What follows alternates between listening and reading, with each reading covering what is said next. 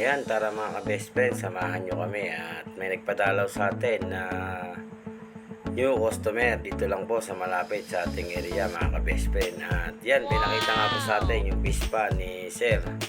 At ang pinanser daw po dyan yung kapatid niya, kaya sinilip muna natin mga ka-best friend bago po natin kargahan para makita po natin kung kondisyon nga ba ang kanyang pispan bago natin siya kargahan.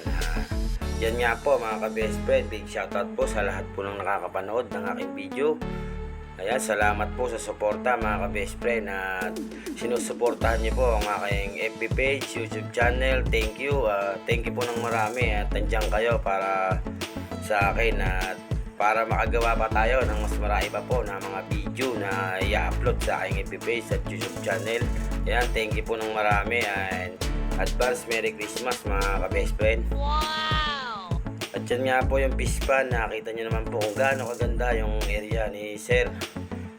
Ayan, ipipinance daw po ng kanyang kapatid at titestingin niya raw po na kargahan ng 10,000 na fingerlings. At tayo po yung susubaybay dyan hanggang siya po ay makaharvest kasi po baguhan po sila mga ka-best friend, kaya tayo pong susubaybay. At yun nga po, nag-uusap nga po sila ng ating isang ka-best friend at mukhang nagkakasundo na po sa labanan ng magkano po yung babayaran ng ating bagong ka-best friend dito sa area lang po natin na malapit lang po.